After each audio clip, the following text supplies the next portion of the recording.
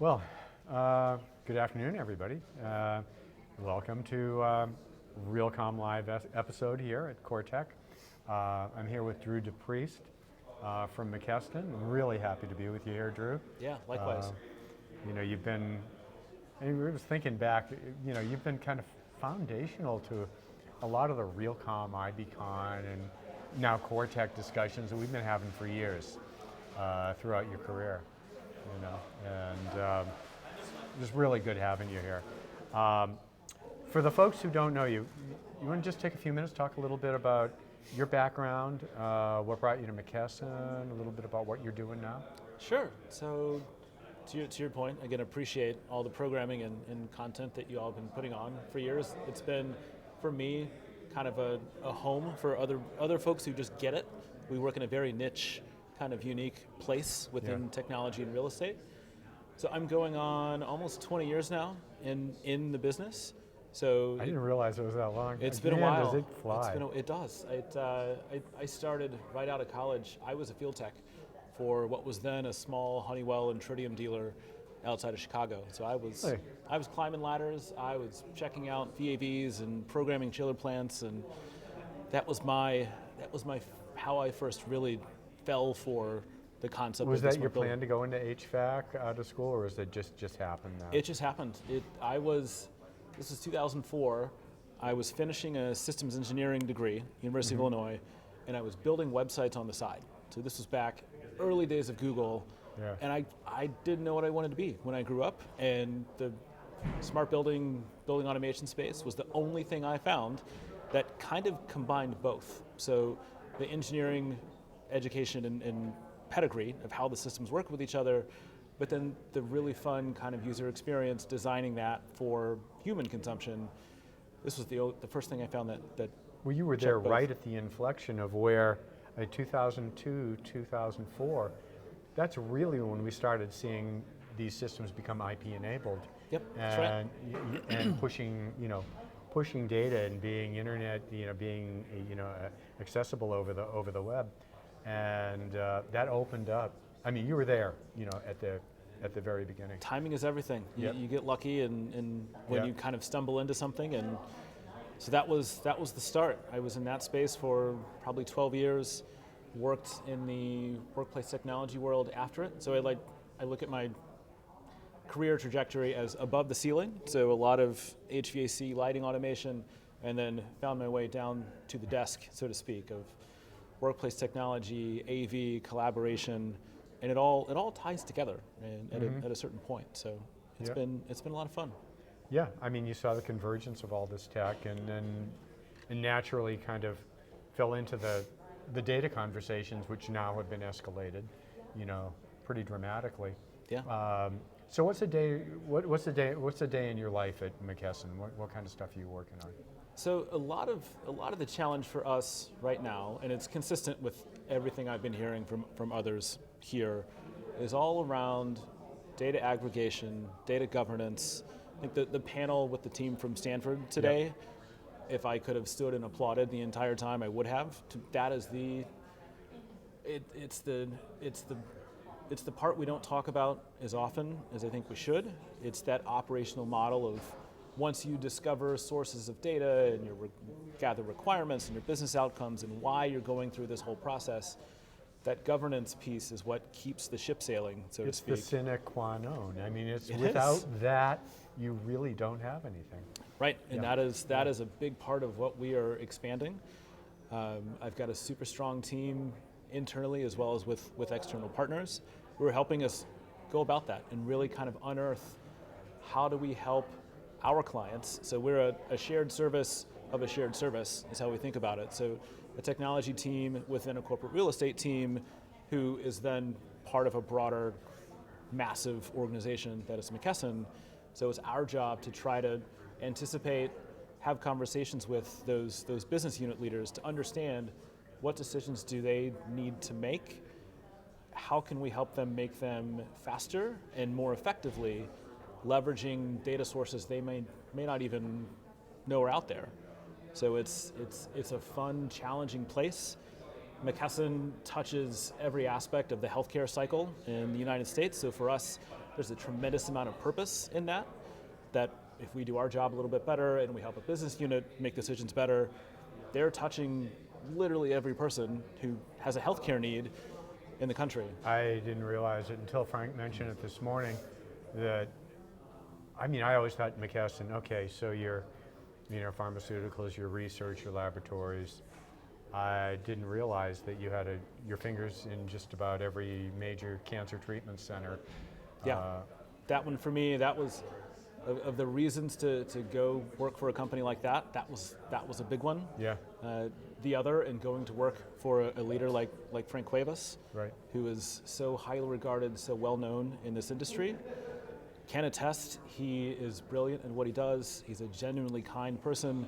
He's going to challenge you, and he holds people accountable. That's what strong leaders do, but he does it from just such a warm place of humanity that it made sense. I'm glad we're taking a second just to talk a little bit about Frank, because he really is a very special, person in the industry. With his pedigree, I can't remember all the places beside, from IBM to Deloitte to DXC was in there somewhere. Yeah. As a global leader, of corporate real estate facilities, but also being just a tremendous human being That's right. and mentor. He is. When I heard that you were joining his team and joining him, and I'll also say that in my conversations with him, he's really excited about having you, because he really respects and what you bring as also a special leader. It's very mutual. We've got a lot of things we want to accomplish in the coming years, and it's not always going to be easy, but that's why we do what we do. So what's getting you excited? What kind of projects are you are getting you up in the morning and energizing you? For me, it's always been about finding ways to meet a business need that goes beyond how historically we would have thought about it or approached it in the past. From moving from this kind of construction themed focus of this is what a device can do, this is what a software can do, to my last couple of years I've really shifted more towards what do our business stakeholders need? That's been my first question. That's what we talked about on my panel was, that's where you start. Yeah. What are your outcomes? Just tell it to me in business speak. Do you want to understand, from a real estate perspective, attendance at an office? What does that mean relative to the OpEx to open that location for a month? Mm-hmm. How does that impact revenue? How does that impact other aspects of the business? And to me, I think that's the most interesting part of where we're at now, is that it took a pandemic to really pull us all back and question the intentionality of physical space. And I think it's fascinating that we're getting to have these conversations and really listen to what businesses need, what their people are telling them, and then evolve and help them design better space if that's what they need. And it's not always going to fit every person, every company, but treating it as a product. I know I've heard others here and at other shows in the past couple of years talking about workplace and office as a product. Mm-hmm. I think we've turned a corner where we're almost there at scale. That's how a lot of other professionals are looking at it as well. Well, you said something that I'm taking away as one of my key takeaways when we were in your panel this morning, where with all the stakeholders you're working with. You kind of cut to the chase and say the first thing we need is you need to define your business, what your requirements are. Right. Don't tell me you need this gadget. Don't tell me you need. Really get down and break down and define your business requirements, which is fundamental. It is. It's hard to do though. It takes a lot of discipline and accountability. It's something that the teams that I work with now and I have in the past were very upfront. That I know we tend to get excited. As humans, we want to go solve the problem. Right. But we need to anchor ourselves and let's define what the problem is to begin with. Make sure we're all on that same page. capture the why before we go sprinting into the what and the how. We all need to get better at asking questions. Yeah, and it's hard. especially asking the why. It's much harder. It is. Than coughing up, potential answers. Right. Oh yeah, especially, I feel like a lot of us are in this space because we want to have an impact. We want to help people. And that first inclination is always, oh, well, someone told me they had a problem or needed something, so I just did it. Here's the thing, here's the solution. To one piece of a problem that should really be probably examined in the context of a much larger set of problems or in a more holistic way, yeah. Exactly. Yeah, so I don't know, and if there's no answer to this, I probably understand, but I've got to ask you because you see a lot. Are there any technologies that you've run across that kind of, you say, that's pretty cool, I want to investigate, I want to learn more about this? Any technologies that are kind of bubbling up that you're excited about?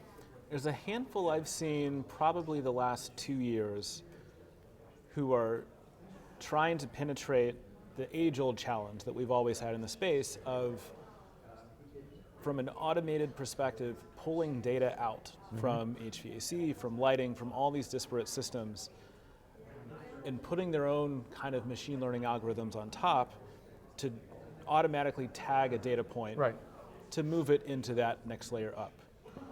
And it's been a long time coming.